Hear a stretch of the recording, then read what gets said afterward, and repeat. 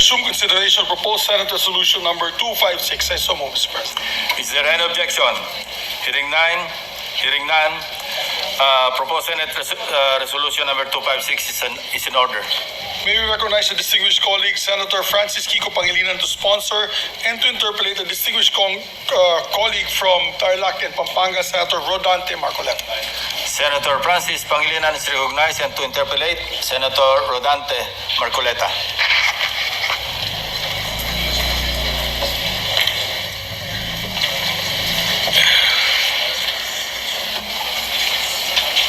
Thank you, Mr. President. We are ready to respond to the questions and the interpellation of the good senator, my fellow Kapampangan, my kabalin, Senator Marcoleta. Thank you, Mr. President. I'd like to thank my colleague from the gentleman from Pampanga and Quezon City for having readily accepted questions from this representation.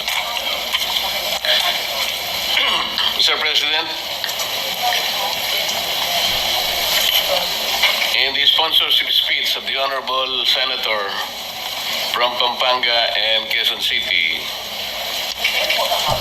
he said that the resolution will signal our resolve to prevent China from claiming 500,000 square kilometers of our exclusive economic zone. I'd like to ask the gentleman, Mr. President, where did he get his data of 500,000 square kilometers? Yes, Mr. President, the data was taken from the computations based on the Philippines 200 nautical miles exclusive economic zone, Mr. President, and juxtaposed with the claim of of China in the 10-dash line, wherein about 90% of the West Philippine Sea, South China Sea, is being claimed by them.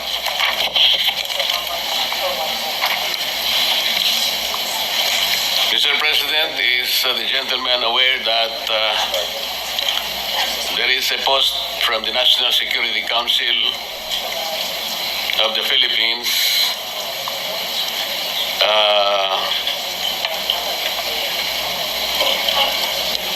saying that our West Philippine Sea is approximately 381,000 square kilometers?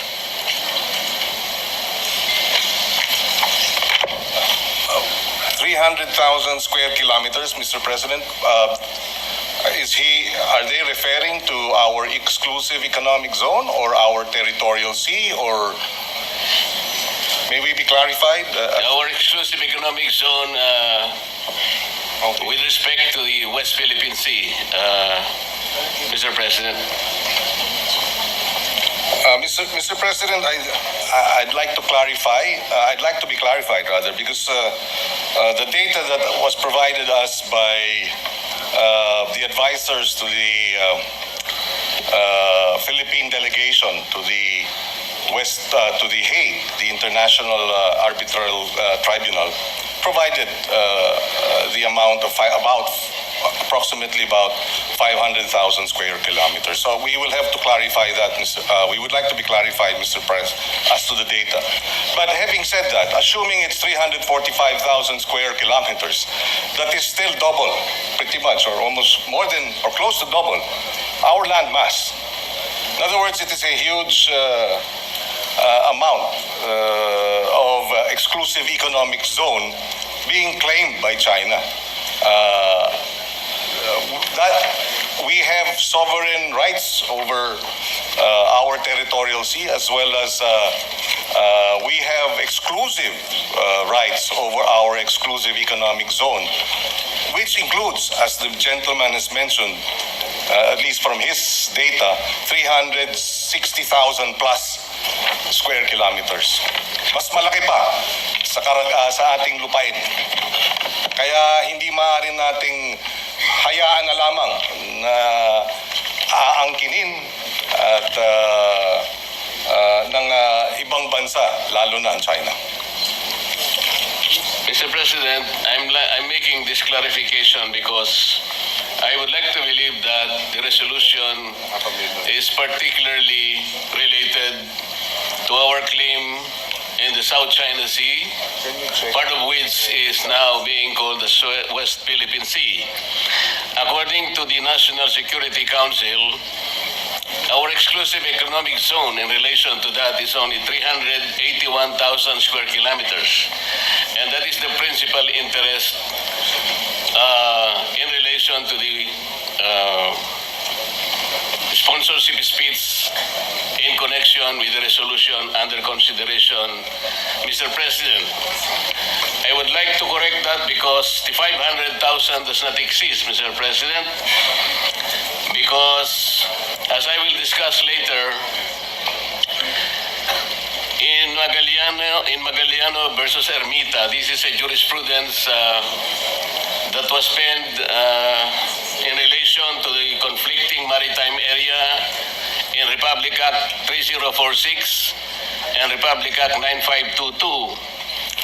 Our Supreme Court had the opportunity, Mr. President, of adjudicating that our total exclusive economic zone, not only in the West Philippine Sea but in the other rest of the world, is only 382,669. This is already in the jurisprudence, Mr. President. Thank you for that, Mr. President. We are currently securing the information that was relayed to us by Justice Carpio, and therefore, assuming for the sake of argument that it is 345,000 square kilometers, it does not remove the fact that that is a huge amount of our economic zone that is being aggressively taken over by China. The only reason, Mr. President, that I'm trying to specify the exact area of our exclusive economic zone, because the next question is, would the Honorable Senator agree that in law a claim to land or waters must be defined by metes and bounds? Mr. President, we, with the indulgence of the good senator, we already have an arbitrary ruling in our favor. So the metes and bounds is no longer debatable. The arbitral ruling has awarded the Philippines and recognized our claim vis-a-vis China. It has rejected China's 9-line, 10-line claim, and has upheld the Philippines' position that what China is doing within the exclusive economic zone of the Philippines is illegal. And therefore, the debate as to whether there are metes and bounds is moot. We can debate until kingdom come, but that will not change the arbitral ruling in our favor, Mr. President.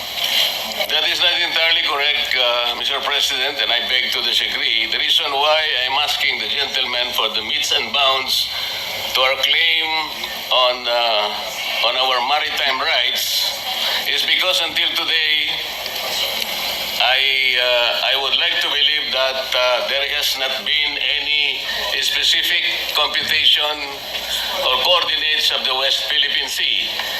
I'd like to ask if is the limit of our exclusive economic zone specifically the 200 nautical miles from our archipelagic baseline, or is it provided under Administrative Order number 29, the westernmost boundary of the Calayan Island Group, as defined under Presidential Decree 5096, or is it defined under Republic Act 9522 of 2009, or Republic Act number 12064 of 2024? The question, Mr. President, is very significant because we would like to specifically determine the extent of our West Philippine Sea. Because if we are unable to do that, baka mahirapan po tayong ipagtanggol hanggang saan ang sa atin. So can we at least have an answer? Mr. President, hindi na natin kailangang ipagtanggol ang nasa atin. Napagpasahan na ng International Arbitral Tribunal. There is nothing to defend. It has been resolved in our favor. What we have to now defend and uphold is the ruling. Mr. President, I think the gentleman from Pampanga and Quezon City is looking at the arbitral award as it is. I'm not saying that, of course, we won the EEZ, but it is still incumbent for our country, Mr. President, to define our West Philippine Sea. Because until now, as we will discuss later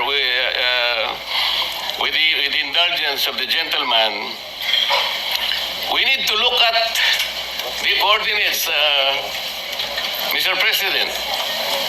I'm only asking whether the basis of the West Philippine Sea is the 200 nautical miles from the archipelagic baselines. Because as the defense establishment say it, Mr. President, it is the approximation of our exclusive economic zone. Our exclusive economic zone is 200 nautical miles from our archipelagic baseline. So, can we assume that, are we proceeding from there? Or are we defining the extent of our WPS from Executive or Administrative Order number 29, Presidential Decree 1596, Republic Act 9522, o Republic Act 12064. Kasi kailangan po natin ma-define muna, Mr. President. Totoo po na ang arbitral award, in-invalidate po yung 9-dash line. Tama po yun. Pero hanggang doon lang, hindi naman sinabi ng arbitral award kung hanggang saan ang hangganan ng ating West Philippine Sea. That's why I am asking the gentleman kung alam po niya kung saan tayo magsisimula para sa ganon, i-determine natin, i-ascertain natin ang extent ng ating West Philippine Sea. Yes, if I may reiterate, Mr. President, we see the point being raised by Senator Marcoleta. He mentioned Administrative Order number 29, which defines the West Philippine Sea. It was issued in 2012. On the other hand, in addition, we have the Philippine Maritime Zones Act, or Republic Act number 12064, enacted in 2024. These are government records that recognize the West Philippine Sea in official documents and under the UNCLOS, which grants the Philippines the EEZ extending to up to 200 nautical miles from its coastline. This is the law. There is an administrative order, and of course there is UNCLOS. It is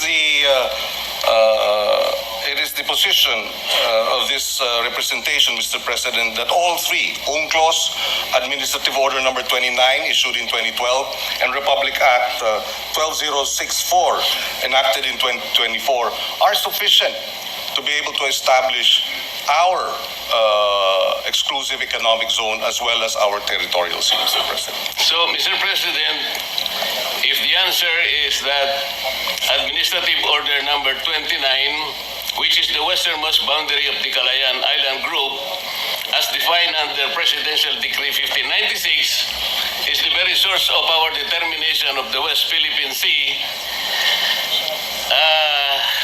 Together with, Mr. President, the Philippine Maritime Zones Act, taken in conjunction with. So it's the AO 29 as well as RA 12064 and finally UNCLOS. yes, Mr. President, isa-isa lang natin. Doon muna tayo sa Administrative Order number 29, which confirmed Presidential Decree 1596. Mr. President, under PD 1596, President Marcos Sr. drew boundaries around certain features of this Spratly Island and called the enclosed area as Kalayaan Island Group. At that time, there was no exclusive economic zone yet under the UNCLOS. However, is the Honorable Senator aware that in 2016, the South China Sea Arbitral Tribunal declared the boundaries of the Kalayaan Island Group as contrary to the UN Convention of the Law of the Sea? Well, Mr. President, I'm not familiar with the particular findings, but that is, to me, again, immaterial in the context of the award of the International Tribunal. That will not be immaterial, Mr. President, with all due respect. Kasi nga po talagang sinisino natin, dinidetermine natin. Kung gagamitin po natin yung Presidential Decree 1596, sabi po ng Arbitral Tribunal, contrary po yun sa UN Convention of the Law of the Sea. Basahin po ninyo yung Arbitral Award. Nandun po yun sa paragraphs 573 to paragraphs 576. Sabi po niya, China and the Philippines has no right to enclose the Spratly Islands with the system of archipelagic or straight baselines, as though there is a single group islands or an offshore archipelago. Yun po yung sinabi.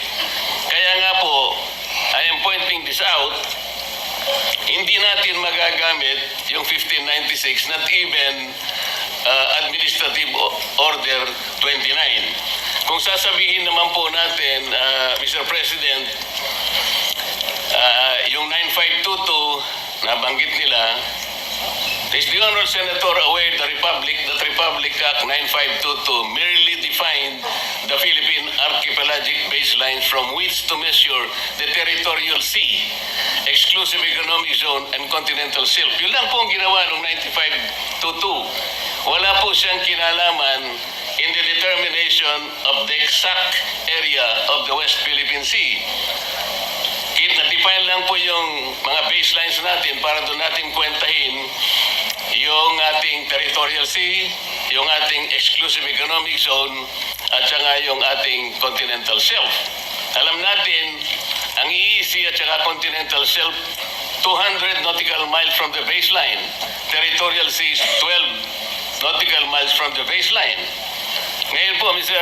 President, kung halimbawa ay babanggitin natin ang Republic Act 12064, ito po yung 2024 law, ang may problema po ito Section 2 of Republic Act number 12064 defines the West Philippine Sea as follows. The maritime zones of the Philippines on the western side of the Philippine archipelago, including the Luzon Sea and the territorial seas of Bajo de Masinloc and the maritime features of the Kalayaan Island Group, shall collectively called the West Philippine Sea. Ano pong problema nito, Mr. President, Your Honor? Based on that definition, would the Honorable Senator agree that the westernmost limits has two elements? Yung 200 nautical mile limit of the Philippine Exclusive Economic Zone and Continental Shelf, and the 12 nautical limit of the enclave territorial sea of high tide elevations of Kalayaan Island Group, including those outside the Philippines Exclusive Economic Zone. Hindi rin po natin magagamit yung 200 nautical mile limit, Mr. President. Bakit po? Alam po ba ng ating honorable gentleman from Pampanga and Quezon City na pag ginamit po natin yung West Philippine Sea na 200 nautical mile limit ng ating exclusive economic zone, 17 features po ng Kalayaan Island Group ang mawawala sapagkat wala po siya. Hindi siya na-enclose ng 200 nautical miles. Alam din po ba ng ating Honorable Senator that four of those features would fall outside the definition of the West Philippine Sea as occupied by the Philippines. Ito pong apat na ito ay okupado na ng ating bansa. Ngunit wala po siya sa 200 nautical miles eh. Katulad po ng Pag-asa na tinatawag na Tito Island is 227 nautical miles to Palawan. Parola or Northeast Cay 240.2 nautical miles to Palawan. I don't see the... Kota or Laita Island is 207 nautical miles to Palawan, and Lakiam Cay 203.7 nautical miles to Palawan. Are you aware, Mr. President, that these features are separated by high seas? Ito po ang problema eh. Kaya po nagiging importante na kailangan po natin munang pag-aralan hanggang saan eksakto pong coordinates ba ng ating West Philippine Sea. Dito po sa binabanggit nating mga batas sa ngayon, kung titingnan natin, hindi po natin sila magagamit, Mr. President. Kaya napakahirap po ngayon nating sagupain yung mga pananaw na parang may nag-aangkin ng atin pero hindi pa natin ma-define kung ano talaga yung atin. Kaya po dito ako nagsisimula, Mr. President. Mr. President, if I may be allowed, again, I don't see the point. Are we trying to say here that the arbitral ruling was erroneous, and therefore we should stop claiming what was awarded us? I don't see the logic, Mr. President. We were awarded by the arbitral tribunal. It is ours. Now, is the gentleman saying the tribunal was mistaken, and therefore what was awarded to us should not have been awarded to us because of these problematic, well, at least from the point of view of the good senator, problematic definition of what the West Philippine Sea is. I beg to disagree, Mr. President. Besides, the arbitral ruling did not touch on the issues being raised today by the good senator. And even if it did, assuming it did, hypothetically, we were still awarded, and we were our claim and our rights were recognized, and China's rights were rejected. Are we saying here now, Mr. President, that we have to go back to the arbitral ruling, to the tribunal, present a new definition of what constitutes West Philippine Sea, so that they can amend or they can set aside the award? Please, I would appreciate being clarified. Let me clarify, Mr. President. Are we getting the impression that the West Philippine Sea was awarded to us by the arbitral tribunal on a silver platter? Sinabi po niya kung nasaan yung ating mga coordinates? Well, Mr. President, Tayo po ay merong entitlement sa 200... Again, Mr. President, assuming that these have to be defined, I think we can define that by Philippine law. If, assuming, I am without conceding that there is no definition, because we believe it has been properly defined, and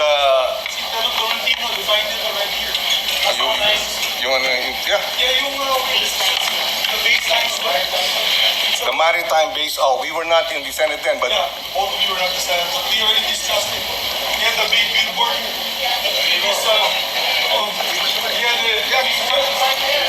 Mr. President, may I, Mr. President? The majority leader With indulgence to those who were not with the here. permission of course, the Permission of the two gentlemen. Senators Pangilinan and Rodante Mac. Yes, for the indulgence of our colleagues who were not here at the 19th Congress, namely Senator Pangilinan, yourself, Mr. President Pro Tempore, the Senate President, and Senator Marcoleta.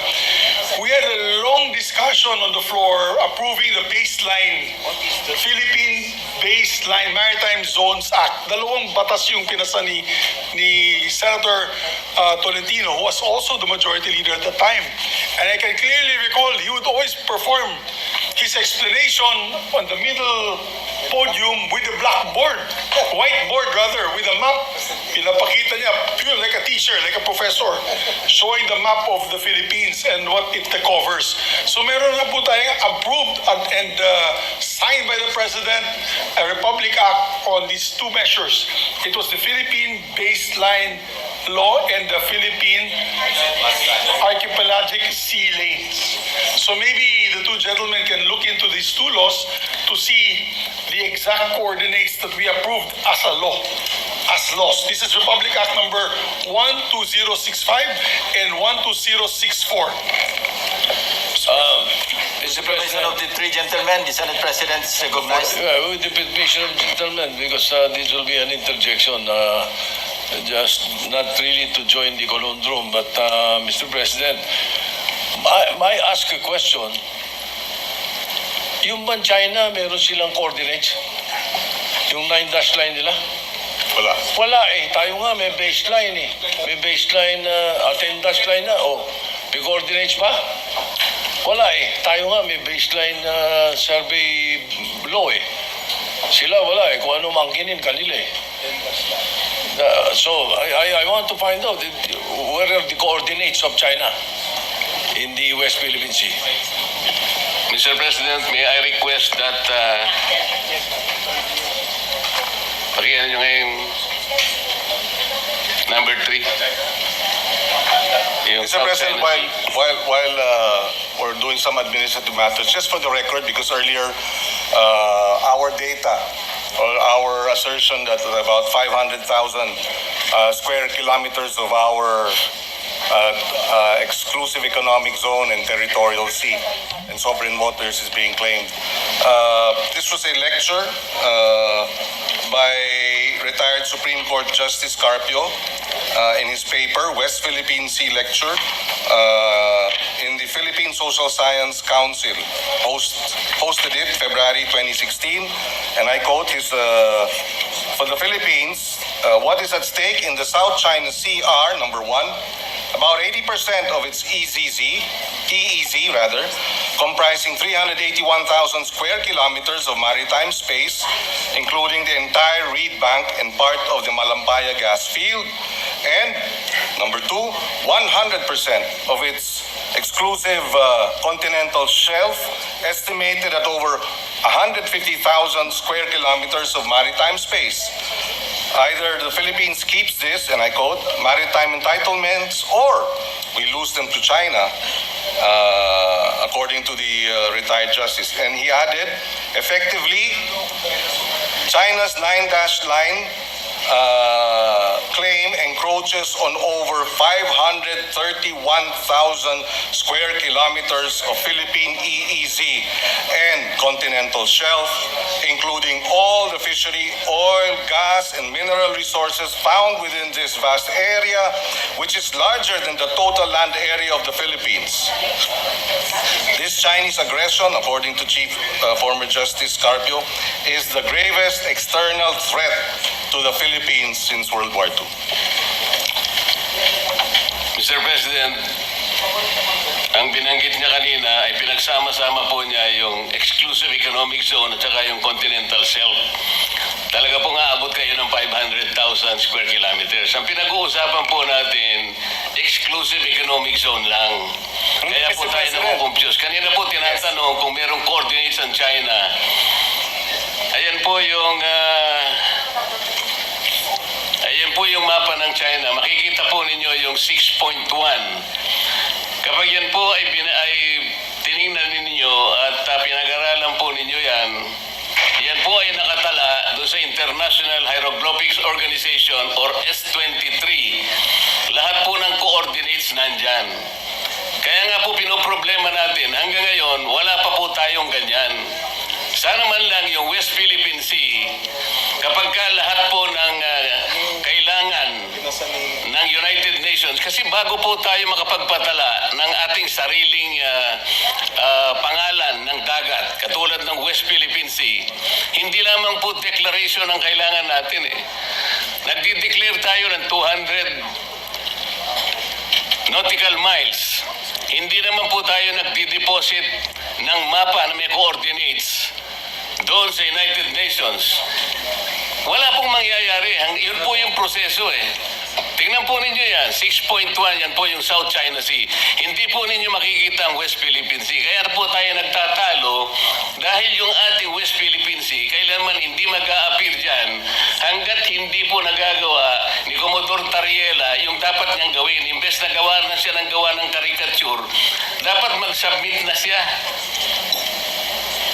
nung mga coordinates na kailangan po para ngayon makapagpatala tayo ng sarili nating pangalan ng dagat. Ito nga po kaya ako kahit napakahirap ay gusto nating pag-aralang mabuti kasi dito po nagkakaroon ng di pagkakaunawaan. Akala natin may nangunguha ng saang ganang atin, samantalang yung sa ganang atin hindi pa naman natin alam kung hanggang saan ba siya. Ang maganda sana yung talagang exact coordinates makukuha natin. Pero paano po natin magagawa, Mr. President? Ino-occupy natin, for example, yung munisipyo ng Pag-asa.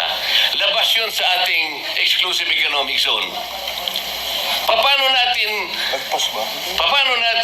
guguhitan yun halimbawa? Labas sa ating exclusive economic zone, samantalang yung Pag-asa, nandun sa high seas. Hindi po pwede mangyayari, Mr. President, because that is violative of the UNCLOS. Hindi po tayo pwedeng tumahak sa high seas. Bayan na yun.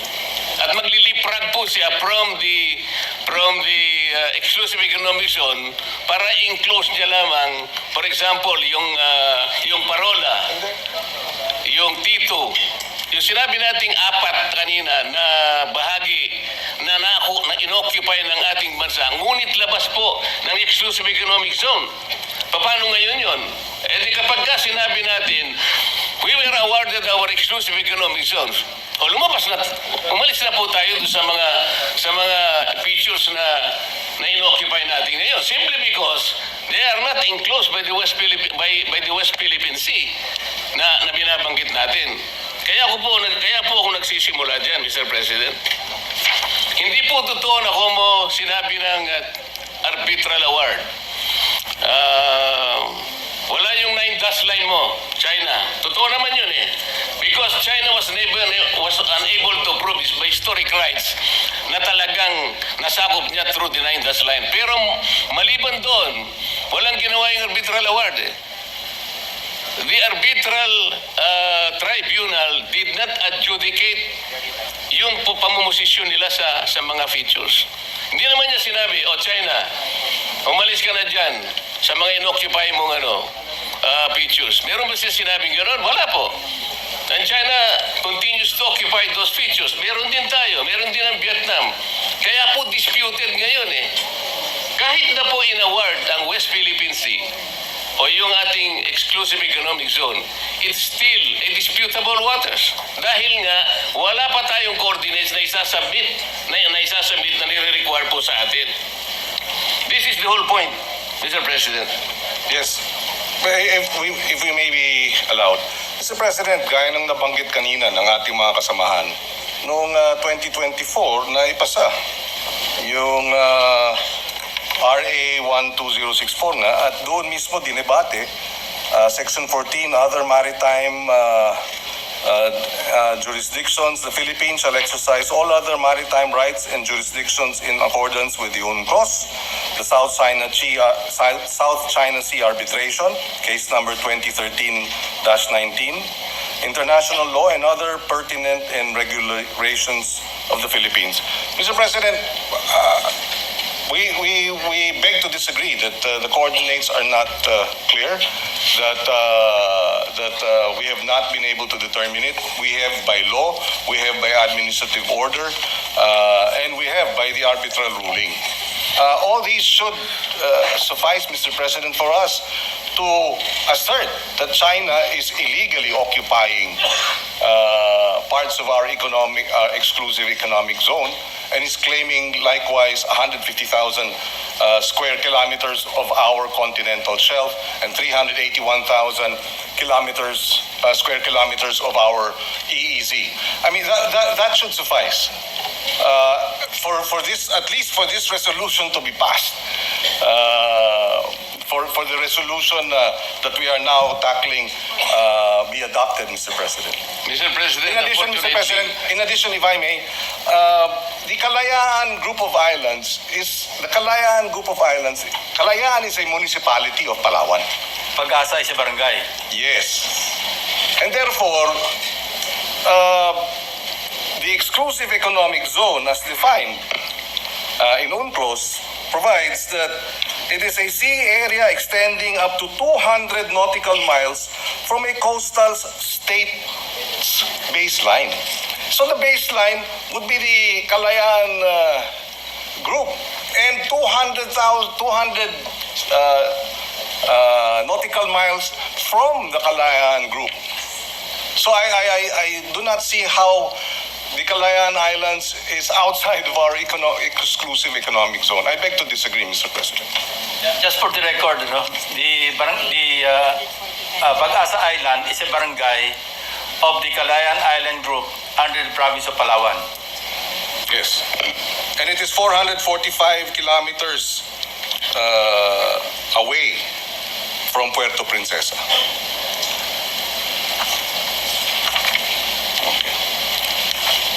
Mr. President, the problem is under Section 2 of Republic Act 12064, which defines the West Philippine Sea as follows.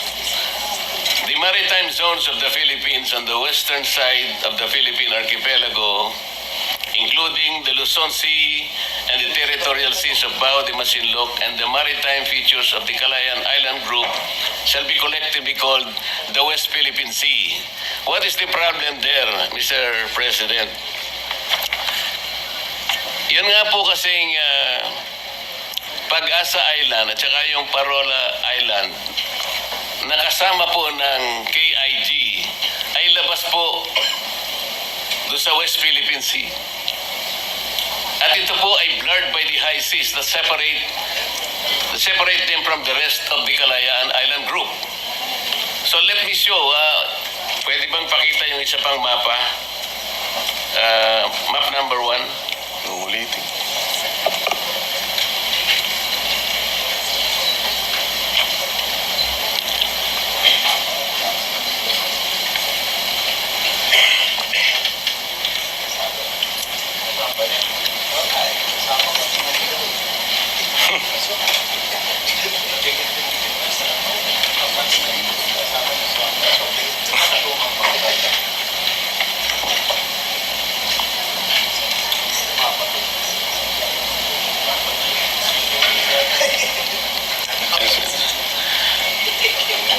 Ayan po, Mr. President. This is a map produced by the US-funded think tank called National Bureau of Asian Research. Dito sa mapang ito po, the area that is shaded in deep yellow is the Philippine Territorial Sea, while the area shaded in light yellow is the Philippine Exclusive Economic Zone and Continental Shelf. The area shaded in blue is the high seas.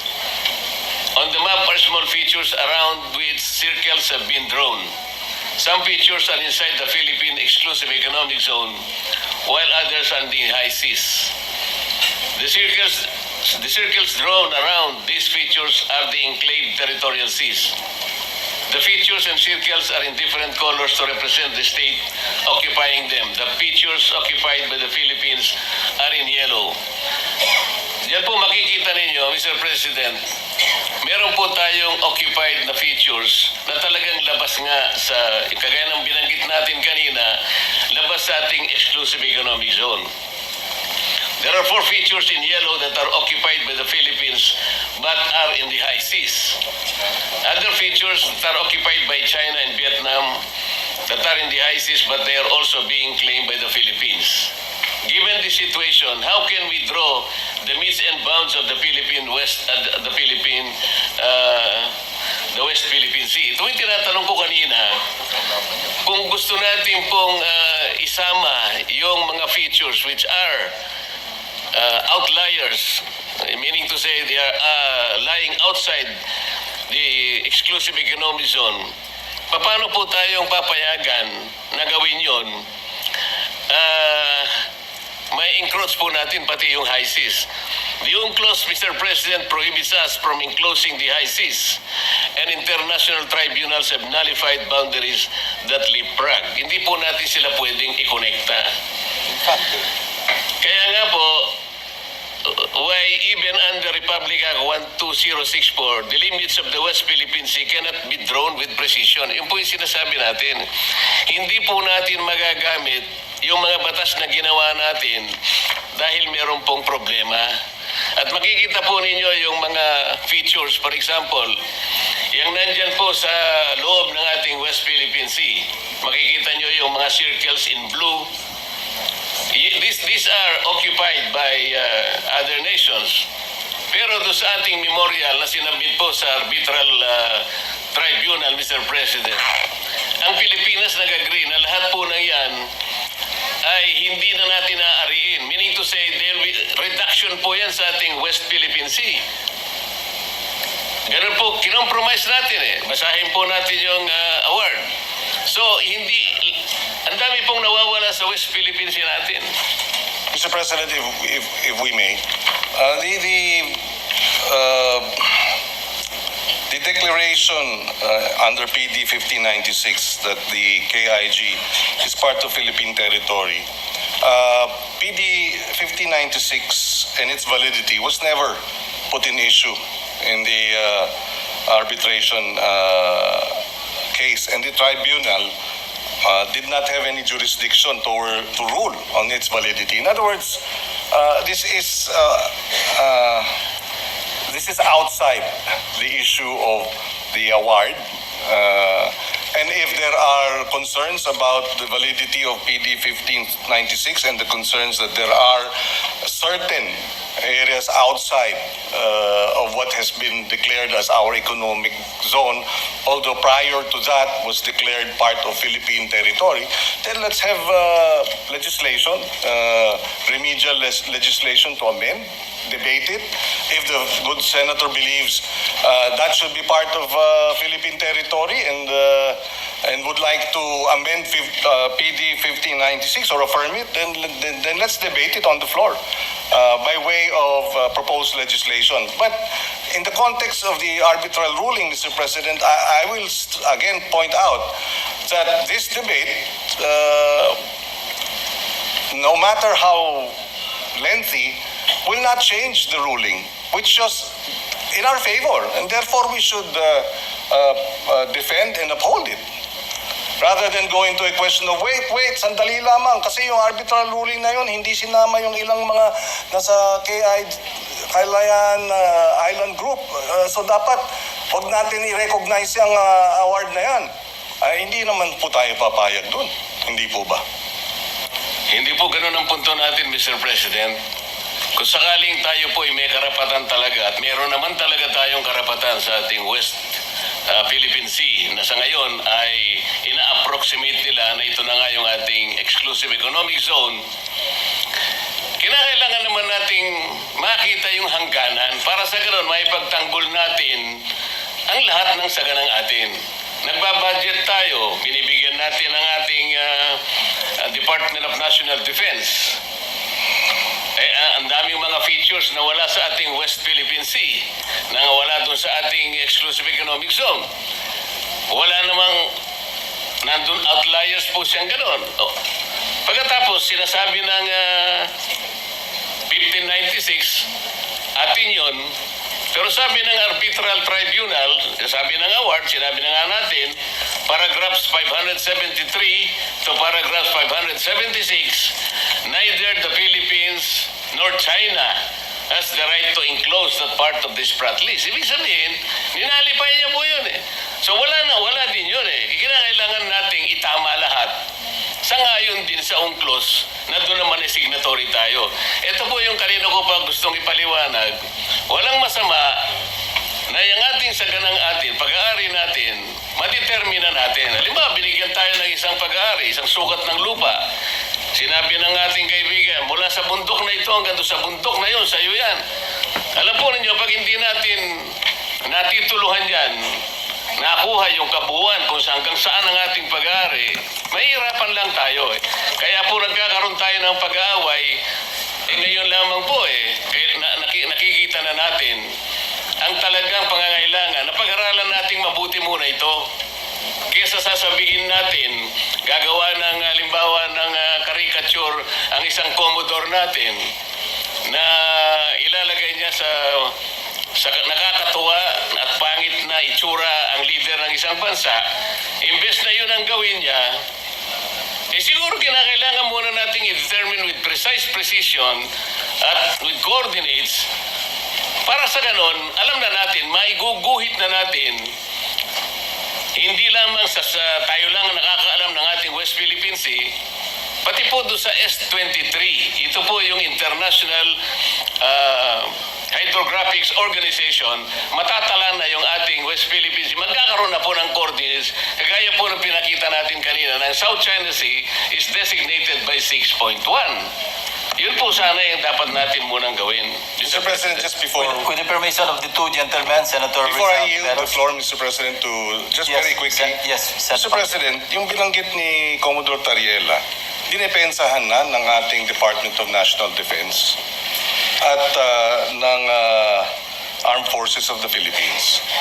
Tapos ngayon, narito tayo, may Senate resolution, sumasang-ayon at sinasang-ayunan ang posisyon ng Department of National Defense at ang Armed Forces of the Philippines sa mga bitiw na salita ni Commodore Tariela.